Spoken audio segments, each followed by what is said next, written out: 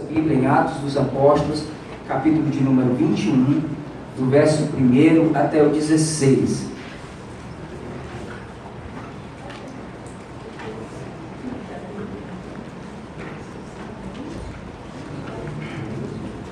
Atos dos Apóstolos, capítulo 21, do verso 1 ao 16. Eu, quando comecei a ler isso aqui, principalmente esse capítulo 21,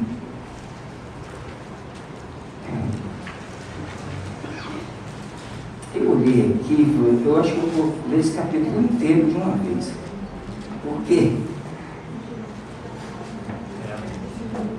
Tem pouca coisa que eu vou extrair daqui. Eu comecei, a pensar. E, na verdade, eu fiquei pensando durante toda a semana, aqui nesse capítulo, porque agora eu estou com mais tempo, eles me deram mais tempo. Antes eu tinha aí terça e quarta para concluir, agora eu tenho um pouco mais de tempo, então eu fiquei pensando mais na mensagem.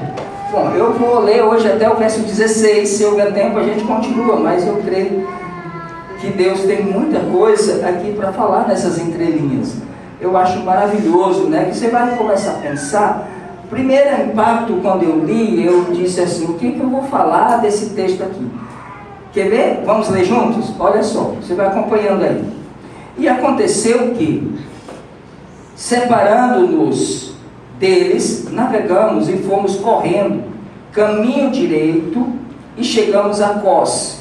E no dia seguinte a Rodes, de onde passamos a Pátara. Achando um navio que ia para a Fenícia, embarcamos nele e partimos. E indo já à vista de Chipre, deixando-o à esquerda, navegamos para a Síria e chegamos a Tiro, porque o navio havia de ser descarregado ali. E achando discípulos, ficamos ali 7 dias. E eles, pelo Espírito, diziam a Paulo que não subisse a Jerusalém. E havendo passado ali aqueles dias, saímos e seguimos nosso caminho, acompanhando-nos todos, cada um com sua mulher e filhos, até fora da cidade. E postos de joelhos na praia, oramos, e saudando-nos uns aos outros, subimos ao navio, e eles voltaram para casa. Até aqui, ele está contando uma história. Lucas está narrando, porque ele estava junto nessa equipe. Ele usa o verbo, navegamos, subimos, entramos, saímos, paramos. Ele estava junto. E aí eu comecei a ficar preocupado, porque são 7 versículos e tem muita coisa, ele está descrevendo aqui alguma coisa. E nós, versículo 7, concluída a navegação de Tiro, viemos a Ptolemaida, e havendo saudado os irmãos, ficamos com eles um dia. No dia seguinte, partindo dali, Paulo e nós, que com ele estávamos, chegamos a Cesareia, e entrando na casa de Filipe, o evangelista, que era um dos 7, ficamos com ele. Tinha este 4 filhas donzelas que profetizavam. E, demorando-nos ali por muitos dias, chegou da Judeia um profeta por nome Ágabo, e vindo ter conosco, tomou a cinta de Paulo, e ligando-se os seus próprios pés e mãos, disse: isto diz o Espírito Santo, assim ligarão os judeus em Jerusalém o varão de quem é esta cinta, e o entregarão nas mãos dos gentios. E ouvindo nós isto, rogamo-lhes, tanto nós como os que eram daquele lugar, que não subissem a Jerusalém. Mas Paulo respondeu: que fazeis vós, chorando e magoando-me o coração? Porque eu estou pronto não só a ser ligado, mas ainda a morrer em Jerusalém, pelo nome de Jesus. E como não podíamos convencê-lo, nos aquietamos, dizendo: faça-se a vontade do Senhor. Verso 15. Depois daqueles dias, havendo feito os nossos preparativos, subimos a Jerusalém. E foram também conosco alguns discípulos de Cesareia, levando consigo um certo Mnason, natural de Chipre, discípulo antigo, com quem havíamos de hospedar-nos. Amém? Amém. Glória a Deus. Bom, meus irmãos, para a gente poder se contextualizar, Paulo ele tinha saído de Éfeso, retornando na sua segunda viagem missionária, passando pelos locais, né? Ele sobe até a região da Caia, ali de Corinto, Cencreia, depois ele retorna, não passa mais em Éfeso, mas vai aportar mais na frente em Mileto, e lá de Mileto ele manda chamar os presbíteros de Éfeso para que pudessem vir para ele trazer instruções e orientações a respeito de todo o trabalho. E ali ele orienta os irmãos, fala a respeito do que ele fez nos últimos 3 anos, orienta como eles tratariam os irmãos, de que forma eles poderiam combater os falsos mestres que surgiriam tanto de fora quanto de dentro do próprio povo. E ali eles embarcam. E o texto fala que de Mileto eles vão para Cós, 6 horas de navio. De Cós eles chegam no dia seguinte na ilha de Rhodes, eles saem costeando ali a Ásia Menor. De lá eles vão para a cidade de Pátara, que era uma província de uma região chamada Lícia.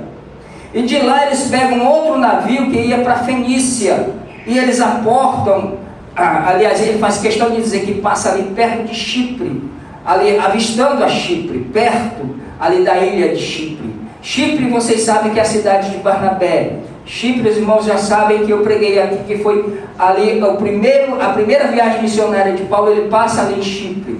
Foi ali onde ele foi pregar ao procônsul, e aí um certo mago ali, ou um homem influente, um orientador, um conselheiro, começou a tentar deturpar a palavra de Deus, e ele o amaldiçoa, e ele fica cego na hora e sai sendo guiado pela mão dos homens. Foi ali em Chipre, mas ele não para ali, eles vão atracar, o navio vai atracar em Tiro. Os navios daquela época, eles eram cargueiros, irmão, não era com essa acomodação de hoje. Então eles viajavam sentados em cima de suprimentos, de mantimentos, de soja, de milho, quem sabe, de cereais, essas coisas. Então eles iam parando para que ele pudesse abastecer, desabastecer e essas coisas todas. E eles param ali em Tiro. Eu acho interessante que Lucas, ele dá aqui muitos detalhes, muitas coisas. Por que Lucas traz tantos detalhes? E por que ele faz questão? Parece que você está pegando o diário dele, não é? E ele está escrevendo um diário. Não, passamos aqui em tal lugar, assim e assim, fizemos isso. E ele costuma fazer isso. E aí eu vi um comentário muito interessante que me chamou a atenção, que no século XVIII surgiu esse movimento crítico, que esse movimento da crítica literária. Então, os críticos, eles achavam que Atos ele teria sido escrito no 2º século, e não no 1º século. Então, eles estavam tentando minar a veracidade do livro de Atos, que foi escrito no 1º século. Esse aqui era o ano mais ou menos entre 50 e 60, né? Depois de Cristo. Mas eles diziam que o livro de Atos foi escrito para mostrar que no século I não tinha divergência entre Pedro e Paulo, e que Paulo era o apóstolo só dos gentios, e que Pedro tinha pregado só em Jerusalém, o Pedro era o apóstolo dos judeus, e que Paulo era o apóstolo só dos gentios, e tinha essa confusão entre eles, essa briga entre eles. Então eles escreveram esse livro de Atos dos Apóstolos lá no 2º século para tentar minimizar essa confusão que houve lá. Só que aí teve um homem, um arqueólogo e ateu na época, chamado William Ramsay. Esse cara, ele resolveu fazer e passar por todos esses lugares que Lucas tinha escrito em Atos dos Apóstolos. Então ele resolveu percorrer. Ele falou, vou ver esses lugares. E ele saiu percorrendo, pegou todos os detalhes do livro de Atos dos Apóstolos e passou de lugar em lugar. E aí, irmãos, ele além de se converter ao Senhor Jesus Cristo, ele concluiu que era impossível que Atos dos Apóstolos ele tivesse sido escrito já no segundo século. Que era impossível que alguém do segundo século pudesse trazer tantos detalhes, e tanta riqueza de detalhes como Atos dos Apóstolos, que para escrever desta forma, com tanto detalhe, era necessário que a pessoa estivesse na caravana, estivesse na ocasião e dentro do navio junto com a equipe. Isso mostra que Lucas ele não errou na geografia, porque imagine, você acreditar num livro que o cara dá detalhes da viagem, dá lugares, mas esses lugares não existem. Entende? E aí, se Lucas não errou na geografia, então ele não errou na teologia. Eu posso confiar no livro de Atos dos Apóstolos. Amém. É escrito por Lucas, mas é inspirado pelo Senhor Jesus Cristo, o nosso Senhor. Bom, aí ele chega, talvez essa seja uma das explicações, né? A gente vai vivendo a nossa vida, conduzindo a nossa vida, e de repente, alguns detalhes a gente não sabe o que faz. Mas são detalhes que talvez lá na frente vai fazer com que alguém possa descobrir a grandeza de Deus e até crer em Jesus através de coisas que nós vivemos e nem demos tanta importância ou tanta significância. Bom, eles chegam em Tiro. Não sabem que Tiro era aquela região que Jesus foi, lembra? Ali da Fenícia. Lembra da mulher Ciro-Fenícia, lá de Tiro e Sidom? Pois é essa região. Eles atracaram ali e eles foram, ficaram ali alguns dias. Aliás, eles disseram aqui 7 dias. E os irmãos de lá começaram a aconselhar Paulo a não subir a Jerusalém. E o texto diz que eram irmãos impulsionados pelo Espírito Santo. Diziam: Paulo, não vá a Jerusalém. Estou sentindo uma coisa muito estranha. A gente está com...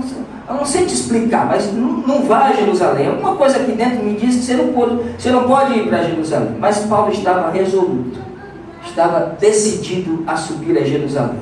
Bom, os crentes de Tiro, irmãos, como é que surgiu esses crentes ali?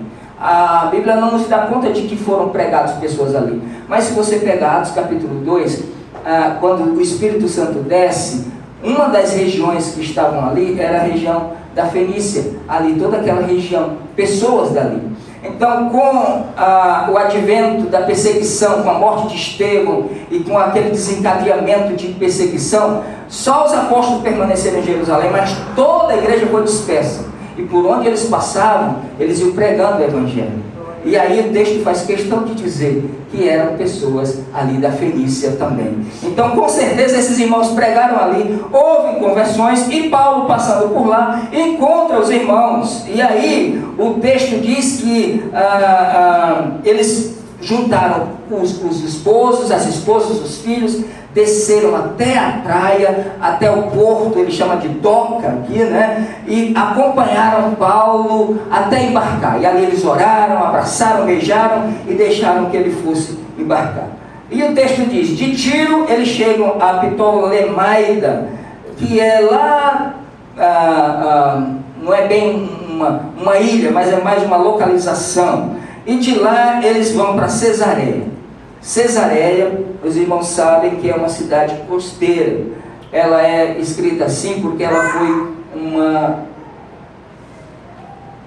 esse nome é dado para ela porque foi uma homenagem a Tibério César, o imperador da época. Por isso que tem o nome de Cesareia. Foi ali onde Pedro vai pela primeira vez pregar para Cornélio. Lembra da visão de Cornélio? Foi ali em Cesareia, tá? Bom, deixa eu voltar aqui um pouquinho.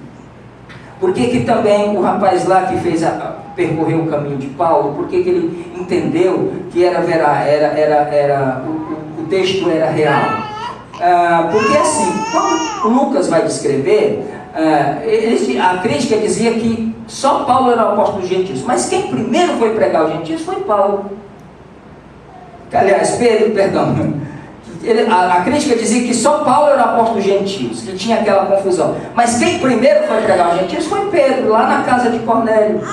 Entende? Depois Filipe sai evangelizando, vai falar de Filipe aqui, lá na região de Samaria. Bom, então, aqui ele começou a ver que houve então essa construção para tentar minar a veracidade, e aí ele acaba se convertendo ao Senhor Jesus Cristo. Bom, aqui, irmãos, o texto diz que ele chega em Cesareia e lá eles são hospedados na casa de Filipe, que é um dos 7. Quais são os 7? Os 7 diáconos. aqueles 7 que foram escolhidos, ali em Atos capítulo 6, para cuidar das viúvas, para entregar cestas básicas à viúva. Ele diz Felipe o evangelista. Por quê? Porque ele era um cara itinerante, ele pregava o evangelho. Foi Felipe quem passou a primeira vez ali em Samaria pregando o evangelho. E aí quando souberam lá em Jerusalém que o fogo estava pegando lá em Samaria, eles mandam Pedro e João para lá, para que pudessem ver o que estava acontecendo lá. E eles se alegraram em saber que Deus estava salvando ali os samaritanos, pregando ali por Filipe. Foi Filipe que foi pregar para o eunuco, no caminho que descia de Jerusalém para Gaza. E o eunuco diz: olha, tem água aqui, o que me impede de ser batizado? Ele falou: se você crê de todo o seu coração. Eu falei: eu creio que Jesus é o Senhor. Ele falou: então desce e nós vamos te batizar agora. Então, é esse Filipe que está falando. E o texto diz que ele tinha 4 donzelas, filhas jovens, donzelas que profetizavam. Bom, os nossos irmãos presbiterianos, eles fazem um malabarismo danado para tentar explicar essa questão da profecia aqui, porque eles dizem que a questão da profecia cessou, né? Cessou. E aí, eu vi uma explicação de um deles que falou que essas profecias aqui das filhas de Filipe era uma mensagem não programada. Era como se fosse a pessoa, por exemplo, eu programei a mensagem, trouxe aqui para os irmãos, mas tem aquela pessoa que Deus usa na hora, que traz uma mensagem na hora. Então eles classificam aqui como profetizar uma mensagem não programada. Eu acho que é forçar um pouco, mas eu também não estou aqui para falar, né? Com os meus irmãos presbiterianos, eu amo eles em Cristo Jesus. Bom, enquanto ele estava lá, desce lá da Judéia um profeta chamado Ágabo. E este profeta, ele já tinha falado uma profecia lá em Antioquia, que haveria de ter uma grande fome em toda a Judéia, em todo o mundo. Ele até fala em todo o mundo. E realmente essa fome aconteceu, porque Paulo estava voltando para lá com os suprimentos e com a oferta que os irmãos gentios estavam mandando para os irmãos da Judéia. E aí o Ágabo já tinha dado essa profecia que se cumpriu à risca. Aí ele chega ali na casa de Filipe, muito provavelmente soube que Paulo estava lá, foi para lá, e chegando lá, ele pega o cinto de Paulo. Não era um cinto como esse, né? É talvez diferente, não sei explicar, mas ele pega o cinto, amarra as mãos e os pés dele mesmo e diz assim: ó, do jeito que eu estou me amarrando aqui, vamos fazer com o dono desse cinto quando ele chegar em Jerusalém. Vão amarrar e vão entregar aos gentios, vão açoitar ele. E aí quando ele falou isso, tanto os crentes, aí Lucas diz, tanto ele quanto nós, dissemos: Paulo, não vá mais, por favor, vamos te implorar, não vá para Jerusalém. Olha o que o profeta está falando. O profeta se levantou, Deus mandou um profeta para cá para dizer para você não ir, né? E aí Paulo disse: mas por que vocês estão machucando meu coração com isso? Você não sabe que eu estou pronto não somente para ir, para ser preso, como até entregar a minha própria vida?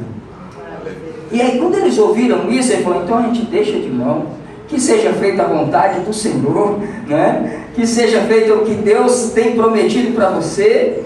E eles farão e aí eles agradecem a Deus por a decisão de Paulo, mas diz: olha, seja feita a vontade do Senhor. Então Paulo mostra aqui a sua prontidão, ele não se deixa persuadir. Os irmãos dizem que seja feita a vontade do Senhor, se acalma todo mundo se aquieta. Aí diz que passaram alguns dias, eles se prepararam e foram para Jerusalém. Paulo prepara os suprimentos, agora não era mais de navio, era uma viagem a pé, demoraria dias, provavelmente meses, né? Até de Cesareia até Jerusalém. E aí eles levam consigo um velho discípulo chamado Nasson, né? Um discípulo antigo, não sabe se era assim da idade do pastor João, velhinho, ou era mais jovem, né? Não sei se era velho assim de idade ou era velho porque, eu não sei, pastor João, mas era um discípulo antigo que eles falam aqui, um antigo discípulo de Jerusalém. Por que levam o Nasson para lá? Porque Nasson, ele era natural de Chipre, né? Mas ele tinha uma casa em Jerusalém, e Paulo deveria ficar hospedado na casa dele em Jerusalém, por isso que levam ele junto. Bom, até aqui os irmãos entenderam? Amém? O texto? Amém. Deu para entender mais ou menos, né? O que a gente aprende aqui, irmãos? O que a gente leva para casa? O que eu levo de alimento para minha semana? O que esse texto tem a ver com a gente aqui? Primeira coisa, eu devo dizer para os irmãos que o Evangelho deve e ele é pregado por pessoas que decidem viver para cumprir todo o desígnio de Deus. Aleluia. Pessoas que decidem viver para cumprir todos os desígnios de Deus. Esse era Paulo. Há momentos em que seguir a vontade de Deus nos coloca em caminhos difíceis, nos coloca em situações difíceis, nos coloca em circunstâncias difíceis. Nem sempre a obediência ao chamado de Deus vai trazer para nós conforto. Nem sempre a obediência vai trazer para a gente aquele conforto que eu precisava. Às vezes traz lágrimas, às vezes traz despedidas, às vezes traz riscos para a vida da gente. E esse deve ser o entendimento de todo aquele que se entende como um discípulo de Jesus, que decidiu viver para cumprir todo o desígnio de Deus. Atos dos Apóstolos, no capítulo 21 que eu li, do 1 até o 16, mostra aqui um homem que ama muito mais a vontade de Deus do que a sua própria segurança. E como está escasso hoje de pessoas que amam mais a vontade de Deus do que a sua própria segurança.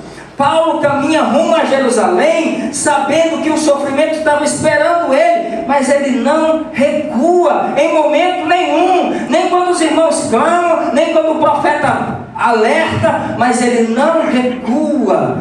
Irmãos, eu creio que Deus tem se provido, porque sempre há remanescentes. Deus tem se provido de pessoas que decidiram viver para cumprir todo o desígnio de Jesus Cristo. Eu quero crer que nesta igreja, nesta casa, Deus não levantará, Deus já levantou pessoas que estão dispostas a ir até as últimas consequências, que não estão preocupadas com conforto, com segurança, com questões difíceis, com lágrimas, com despedidas, com riscos, não estão preocupados com calúnias, com difamação, com fanfarrice que fazem. Não estão preocupados, porque resolveram pregar o Evangelho e decidiram em seus corações viver para cumprir todo o desígnio de Deus. Tem alguém aqui assim? Obedecer a Deus não significa, às vezes, caminhar sozinho. E Paulo, muitas vezes ele caminhou sozinho, mas outras vezes ele estava acompanhado. Vê que a família inteira juntou, veio esposa, filhos, veio todo mundo para caminhar com Paulo. Significa que a gente caminha sustentado pela comunhão dos irmãos. Por que a gente vem aqui? Por que é tão bom ver o seu rosto aqui? Por que a gente sente tanta falta de ver o teu rosto aqui? Porque nós somos um só em Cristo Jesus. A gente tem falta de você. A gente se motiva com você. A gente se alegra em ver você. A gente se alegra porque a gente sabe que nós somos parte do mesmo corpo. E às vezes Deus não muda o caminho para nós, mas Ele fortalece o nosso coração para percorrer o caminho. Aleluia. Às vezes Ele não muda o caminho, porque às vezes a gente pensa, não, Deus muda. Eu não quero passar por aqui, eu não quero passar por essa circunstância. Ele não muda, mas Ele fortalece o nosso coração, coloca pessoas ao nosso lado, coloca companheiros de oração, coloca companheiros de trabalho, e Deus vai nos fortalecendo até que nós possamos cumprir com todo o desígnio de Deus. Aleluia. E saiba que se você está aqui hoje, Deus te trouxe para cá, não é porque você foi convidado, Deus trouxe você para cá com esse objetivo. Porque se fosse para ficar exatamente como você estava, você ficaria onde você estava.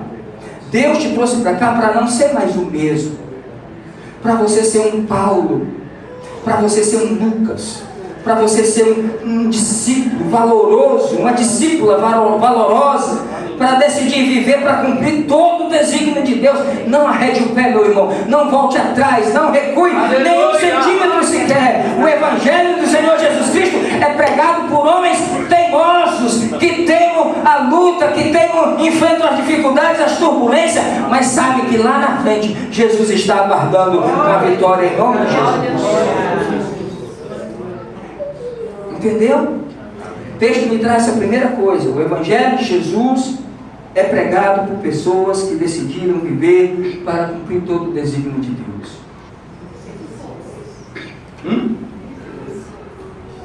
Por que o profeta vai lá e faz aquele negócio todo?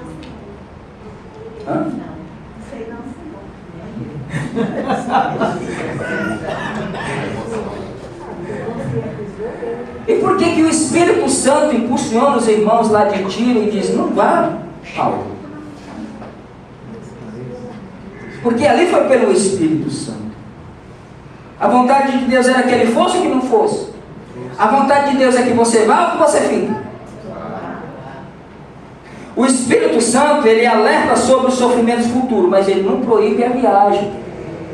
Ele só está alertando a ele. Ele só está dizendo o que vai acontecer lá. Mas Paulo antes já tinha dito, ele falou assim, olha, eu estou indo para lá.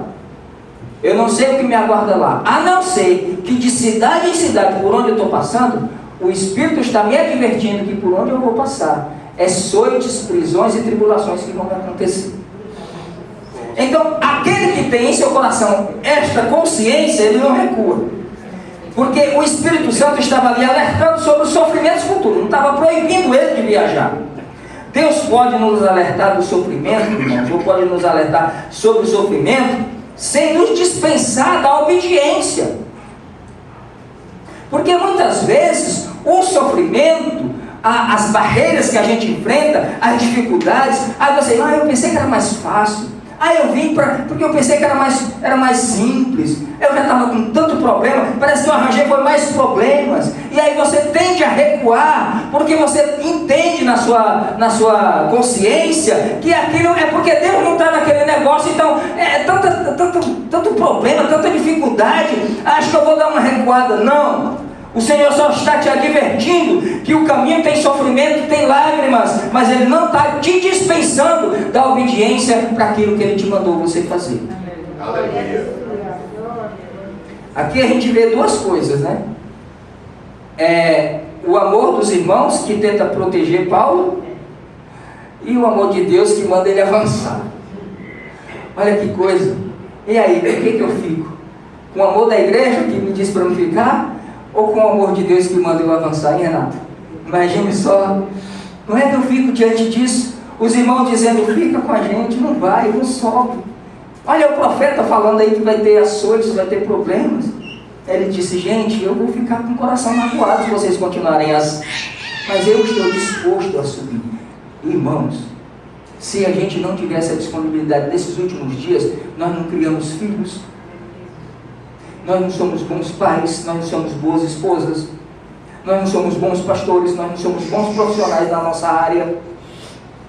Se nós não tomarmos essa decisão de avançar, esse homem aqui, ele nos dá uma lição. Irmãos, os irmãos aqui por amor tentam impedir Paulo de ir, e ele, porque eles não queriam ver ele sofrer, não queriam ver o seu líder sofrer, eles queriam era protegê-lo, mas o amor humano, o amor de pai, o amor de mãe, o amor humano, o amor que a gente sente um pelo outro, nem sempre, às vezes, entende o plano soberano de Deus.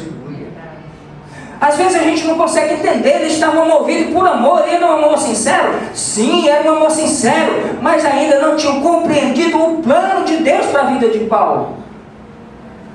E muitas vezes a questão da família, do amor, às vezes nos impede de enxergar o plano de Deus sobre a nossa vida. É preciso às vezes se despontar, sair da zona de conforto. É preciso às vezes sair da circunstância, ali debaixo da sombra. Às vezes é preciso botar a cabeça no sol. Às vezes é preciso se arriscar um pouco mais, dar um passo um pouco mais, sair da mesma situação, sair da mesmice. Eu estou confortável, mas Deus não te chamou para estar confortável. Ele te chamou para você cumprir a sua missão em nome de Jesus.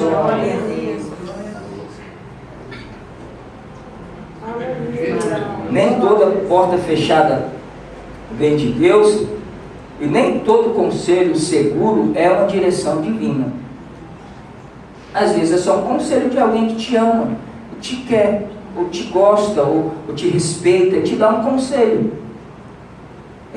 Essa semana eu tive uma semana bem tensa, bem difícil, e eu conversando com um amigo meu, e ele me deu uns conselhos.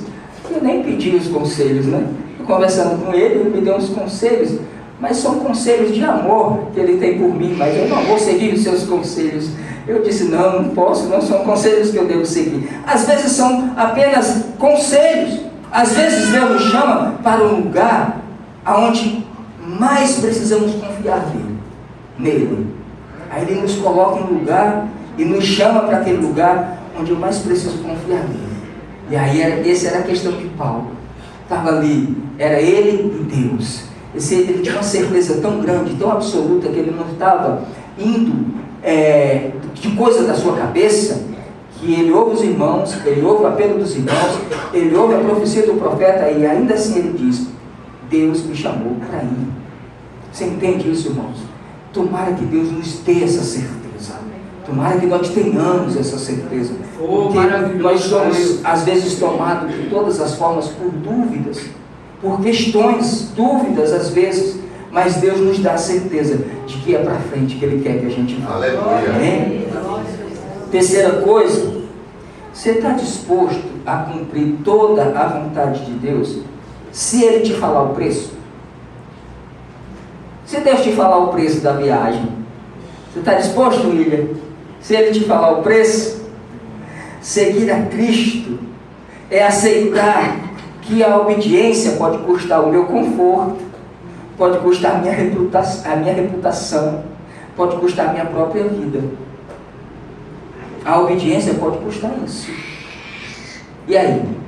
Como é que a gente lida com isso daqui? A profecia revela o sofrimento, mas não cancela o propósito de Deus na vida de Paulo. Não cancelou o propósito de Deus na vida dele. Então, assim como Cristo decidiu ir para Jerusalém, se você pegar Lucas capítulo 9, versículo 51, Jesus decide ir para Jerusalém. E diante de todas as circunstâncias, diante de todas as ameaças de prisão, de morte, de cruz, ele vai e ele enfrenta, porque ele decidiu seguir o caminho da cruz. E aqui Paulo está tentando fazer também. Aliás, o que ele fez foi decidir caminhar uma cruz. Mas por que as pessoas decidem isso, irmão? Por que alguém abre mão do seu conforto? Por que alguém abre mão da sua reputação, da sua vida, para seguir um propósito de Deus, contra tudo e contra todos? Por que alguém faz uma loucura dessa? Sabe por quê? Porque ele encontrou a pérola de grande valor. Jesus disse que o reino dos céus é como um mercadejador de pérolas, um vendedor de pérolas. Ele sai e no dia que ele encontra a pérola de grande valor, ele vende o mostruário dele inteiro, tudo que ele tem, ele compra aquela pérola. Porque a partir dali não tem mais nenhum significado para ele, nenhuma outra coisa que seja mais valiosa do que aquela pérola. Isso aqui Paulo tinha entendido. Às vezes, irmãos, essa verdade precisa atingir o nosso coração, não só como um sussurro, mas como se fosse um terremoto. Às vezes Deus precisa fazer tremer o nosso coração, romper a nossa estrutura autossuficiente. A gente é acomodado demais. A pérola de grande valor é o Evangelho. O mundo ao meu redor, ele fica pálido quando eu encontro Jesus. A riqueza desaparece. Paulo chegou a dizer que tudo aquilo todo o conhecimento dele, ele diz, tudo aquilo que eu adquiri como conhecimento, desde a minha mais tenra idade até agora, diante de Cristo, se eu colocar o meu conhecimento em Cristo, isso aqui é esterco, isso aqui é nada diante da sublimidade de Cristo. Irmãos, quando a gente entende, quando a gente encontra a Jesus Cristo e tem Ele como a nossa maior pérola, a pérola de grande valor, nesse instante de clareza, a alma da gente é tomada por um impulso sagrado, por uma coisa gloriosa, que é uma vontade de se lançar no mar, é uma vontade de se lançar no mundo, é uma vontade de se lançar na vida, é uma vontade de sair, de falar e de conquistar, porque agora você não tem mais nada nem a ganhar e nem a perder, porque Jesus já te achou e você já encontrou a pérola de grande valor. Entender isso, irmãos, é entender que Deus, Ele não quer apenas parte da minha agenda, Ele quer a minha existência total. Ele não quer só um pedaço da minha vida, Ele quer o meu corpo, a minha inteligência, a minha sabedoria, a minha capacidade de raciocínio, Ele quer o meu intelecto, Ele quer os meus talentos, Ele quer a minha vida, Ele quer o meu dinheiro, Ele quer tudo de mim, porque eu sou dele e Ele é meu. Aleluia. E é isso que Paulo estava fazendo aqui. Por isso que ele sobe para lá. Às vezes nós vivemos em busca de uma segurança que lá no fundo, às vezes é uma prisão. A gente busca uma segurança e é uma segurança que nos prende, que nos segura. É uma segurança que tira, que nos dá uma certa instabilidade, mas nos impede de voar. É uma segurança que nos mantém surdos ao chamado de Deus, ao chamado radical de Deus. A gente fica surdo, a gente finge que não é com a gente finge que não é comigo, a gente deixa para outras pessoas mais preparadas resolverem. A profundidade de Deus não se revela nos lugares seguros, saiba disso, entenda isso. Você nunca vai conhecer Deus nos lugares bem seguros e tranquilos. Sabe onde é que você vai conhecer Deus? Nos desertos. Porque Deus não te faz crescer te fazendo cosquinha. Deus te faz crescer te soltando, te deixando exposto, te deixando só às vezes. Quando fugirem os amigos, quando fugirem os recursos, quando fugirem as pessoas e você fica só, Deus te faz crescer nesse dia. Deus te faz prosperar nesse dia. Deus te faz entender nesse dia. Entende isso? Você encontrou a pérola de grande valor, meu irmão? Você encontrou mesmo essa pérola? Você tem certeza que ela possa, enfim, trazer coragem ao seu coração, que você tenha um coração livre para possuir o reino de Deus e possa pregar ao mundo para ser possuído por aquele que é o dono de todas as coisas e de todas as infinidades. Não recue não, irmão. Estou vendo esse homem aqui. Estou vendo esse homem aqui que era inteligente. Eu creio que era o homem mais preparado do primeiro século. Inteligente, poliglota, capaz, instruído, educado. O cara fazia tenda para sobreviver. Era açoitado, era esbofeteado, era cuspido. Soltava ele, no outro dia o cara estava lá dentro pregando o evangelho de novo. Sabe por quê, irmãos? A pérola de grande valor não deixa a gente ficar quieto. A pérola de grande valor não deixa a gente se acomodar. A pérola de grande valor nos faz saltar. E é por isso que o salmista diz: em Cristo nós faremos proezas. Nós precisamos fazer essas proezas em nome de Jesus Cristo. A quarta coisa que eu trago aqui do Evangelho, desse texto, é que o Evangelho, ele nos convida a uma fé madura. Uma fé madura.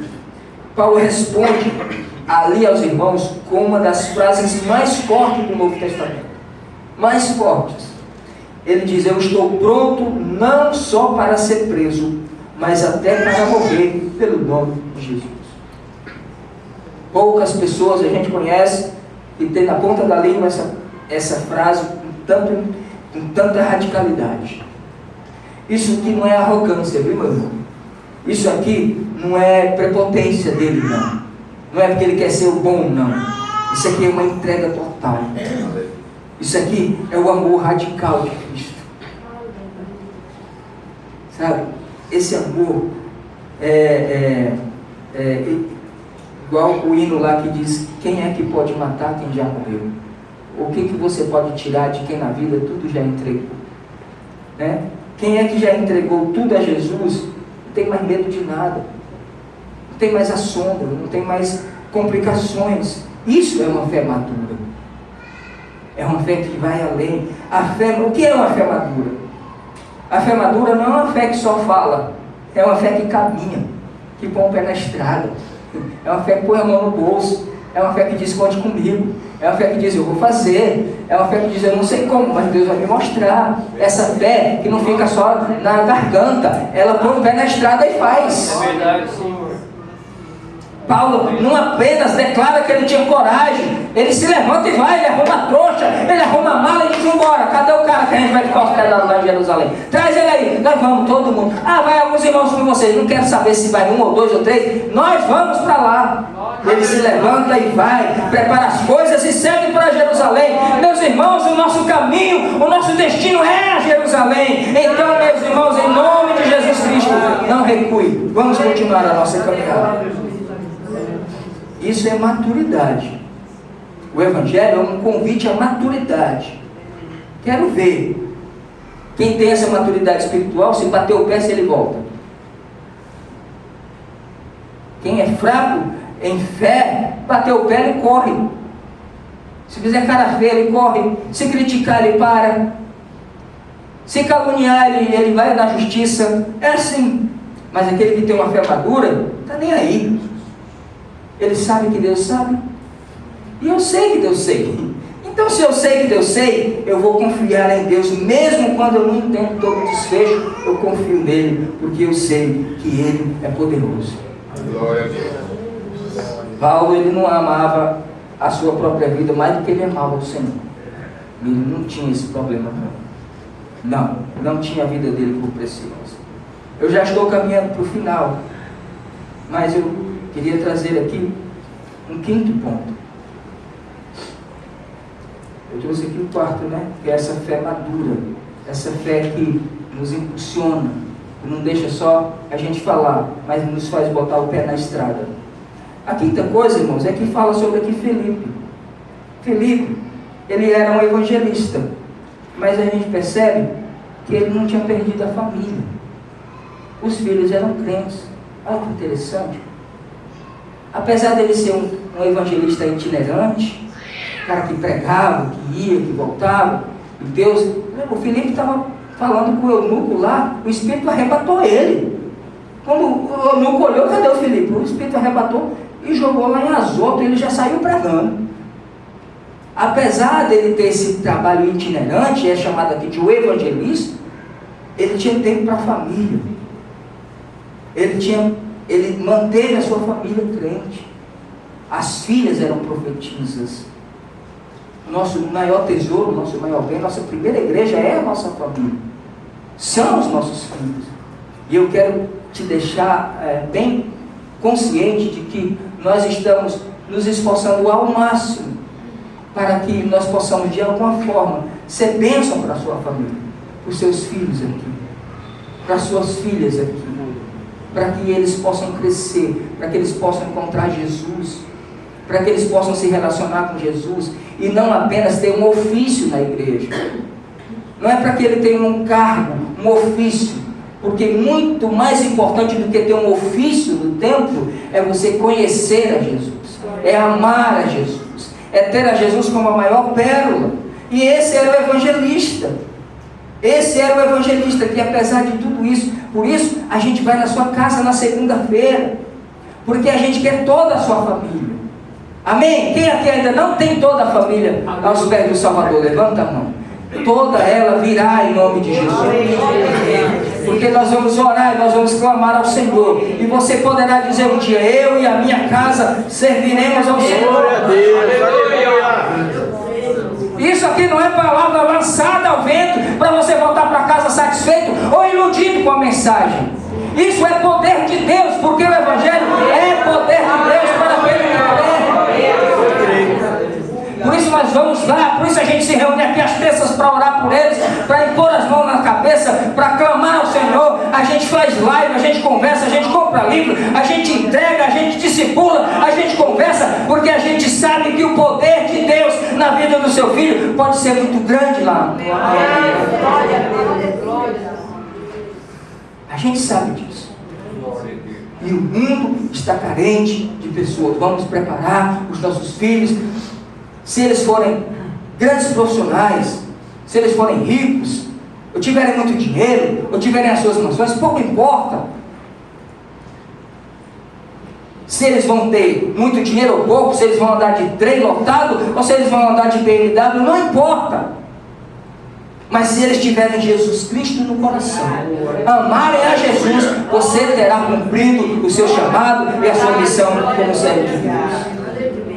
Filipe aqui era um homem que era um evangelista, mas se dedicou à família também. Tinha filhos que temiam ao Senhor. Por isso, irmãos, acompanhe ele. Se seu filho vier aqui para o jiu-jitsu, acompanhe ele. Se seu filho vier para a oração, acompanhe ele.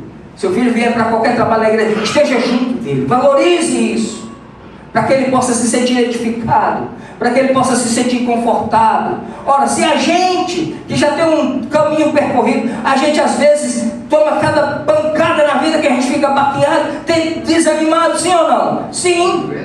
Imagine os nossos filhos, que não têm ainda essa estrutura, que não têm ainda todo esse conhecimento. É preciso que a gente esteja muito perto deles. Amém? Amém. Agora, que coisa interessante. Todo esse texto que eu li aqui nos ensina que o verdadeiro discípulo não foge da cruz, não foge do seu chamado.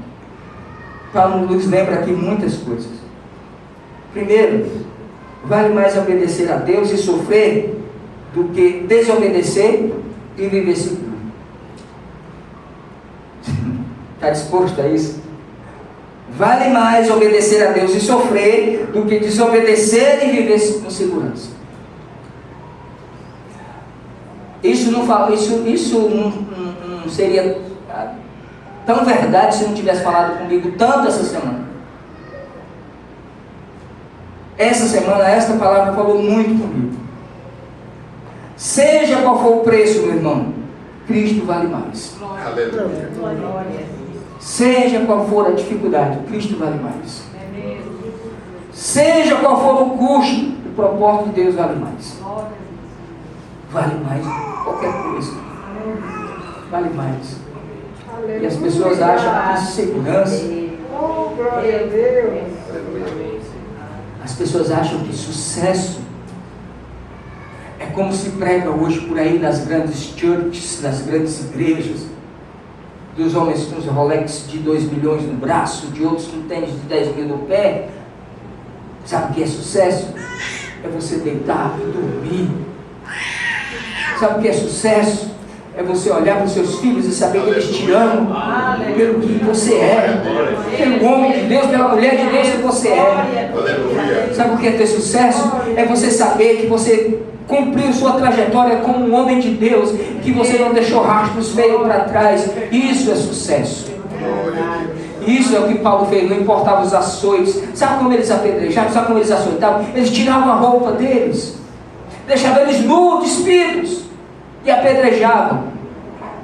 Como é que mataram Estevão? Apedrejado, nu. Humilhavam. Era humilhante, mas ele não tinha mais nada disso. Para ele tanto faz como tanto fazia. Ele já tinha a pérola de grande valor. Seja qual for o custo, seja qual for o preço, Cristo vale mais. O propósito de Deus vale mais. Eu oro para que Deus nos dê esse coração, como de Paulo, que era um coração corajoso, submisso e apaixonado pela vontade de Deus. Pense num homem que não ia contra a vontade de Deus e também não tinha medo. Era um homem de coragem. Nunca vi tal como Paulo. Só Jesus era mais corajoso do que ele. A coragem de Jesus foi ter coragem de morrer por mim. A maior loucura de Deus foi amar a gente. Você disser assim, como é que eu sei o tamanho do amor de Deus? Olhe para a sua vida. Olhe para a sua vida. Olhe para o seu interior. Você verá o tamanho do amor dele por você. Quando você olha para dentro de você, você vê as suas tortuosidades, não vê? Vê as suas ambiguidades. Você vê as suas caretas. Você vê as suas mazelas. As energias assassinas. Não é? A gente tem umas energias assassinas que viajam dentro da gente. De vez em quando a gente quer esganar um, de vez em quando a gente quer esfolar o outro. As energias assassinas estão aqui. E apesar disso, Deus te ama. Aí por aí eu sei o tamanho do amor de Deus por mim. E a sexta coisa para a gente concluir aqui. Veja, irmãos, o valor da comunhão e do encorajamento. Sai Paulo descendo de Tiro para a praia, aí saem os irmãos, homens, mulheres e crianças. Tudo junto. Vamos levar o nosso irmão até a rodoviária, até o aeroporto. Vamos lá, vamos levar até a Dorca. Vamos lá, vamos junto. Encorajamento. Eu cheguei aqui na quarta-feira, e como eu já falei, foi uma semana muito tensa para mim. Muito tensa. Aí cheguei aqui na quarta-feira, os irmãos trabalhando aqui no culto, aí subiu o jovem pregador para pregar. E a primeira coisa que ele falou foi me lembrar de uma mensagem que eu preguei. Ele disse: o pastor esse dia pegou uma mensagem aqui e dizia: eu vivo num lugar chamado gratidão. E ali me desmontou, sabe? Foi como um balde de água fria e resolveu a minha situação ali. Eu disse: Senhor, eu estou olhando tanto para a crise, tanto para a dificuldade, tanto para o problema. Eu já preguei que moro num lugar chamado gratidão e agora eu estou tirando o lugar da gratidão do meu coração para preocupação. Como assim? Me ajuda na minha incredulidade. Eu orei igual o filho do menino lá lunático: Senhor, me ajuda na minha incredulidade, porque eu preciso morar nesse lugar chamado gratidão. O valor da comunhão, o valor de um culto desse não tem quem faz. Ô, glória! O valor de um abraço, o valor de um olho no olho, o valor de uma oração. Fui abençoado aqui, eu fiquei quietinho aqui. Eu falei: Senhor, eu vou ficar aqui quietinho, eu não vou orar por ninguém. Aí veio o irmão orar por mim aqui. Você sabe, ele entrando nos lugares, nas regiões celestiais com Deus, ao meu respeito, intercedendo por mim. É o valor da comunhão, do encorajamento, do amor mútuo. Isso é uma igreja, isso é uma comunidade cristã que vive a identidade de Cristo. Nunca deixe isso se perder. Nunca deixe isso se desconectar. Esse valor da comunhão, do encorajamento. Os irmãos saem todo mundo junto com Paulo. Vamos lá com ele. E saem dando um tchauzinho para ele ainda. Ah, meu pai, aleluia. Quando você perceber que alguém faltou, vai lá, corre, busca, ajuda. Tenha comunhão com essa pessoa. Não espere ninguém mandar, não espere ninguém pedir. Vá. Se Deus te fez lembrar, é porque é tu que tem que ir, criatura. O valor do encorajamento, da comunhão é isso. É isso. Valorize isso. Porque se existem pessoas por aí, você viu como é que está as notícias, né? A gente não fala mais de corrupção, de outra coisa vai ser corrupção em todos os níveis do nosso país. Se for a nível 1, piora, porque as notícias que têm saído e os arquivos que têm lançado dos Estados Unidos para o mundo faz a gente cair no queixo. E a gente olha para uma comunidade pequena como essa, a gente sente alegria de vir. Eu saí de casa hoje, a menina estava lá em casa, minha sobrinha, e como ela mora na França, ela vai para Porto Seguro, ficou lá em casa, e os negócios do banco dela, ela coloca no meu celular, tipo, as mensagens que o banco manda, entendeu? Então ela cadastrou o celular, o meu celular no banco dela, para quando ela vir para cá, ela tratar pelo meu celular. Aí precisou fazer uma ligação lá, porque o banco bloqueou o cartão dela ontem, que ela tentou fazer umas compras, e aí o banco ligou para mim para eu confirmar, só que eu estava trabalhando, não confirmei, e aí bloqueou o cartão dela. Aí ela veio e usou o celular. Eu me atrasei, cheguei aqui em cima da hora, mas eu já estava dizendo: meu Deus do céu, vou mandar um recado para o Robson, para o pastor João, dizer que eu vou me atrasar, eu vou chegar em cima da hora. Mas a ansiedade de estar aqui. Você tem se alegrado em vir aqui? Esse valor da comunhão, do encorajamento. A tua presença me alegra. Eu preciso muito disso. Eu preciso de você, da sua oração, eu preciso da sua mão amiga. E essa semana, de novo, eu estava na padaria trabalhando e o irmão me mandou um recado: pastor, o senhor, como é que o senhor está? Eu falei: estou caminhando. Estou caminhando. As nossas crises do dia, mas estamos caminhando. Se eu puder fazer alguma coisa, eu estou aqui. Aí eu disse assim: o senhor já fez, irmão. Só me mandar esse recado para mim, dizer que o senhor está aí, o senhor já fez o que precisava fazer.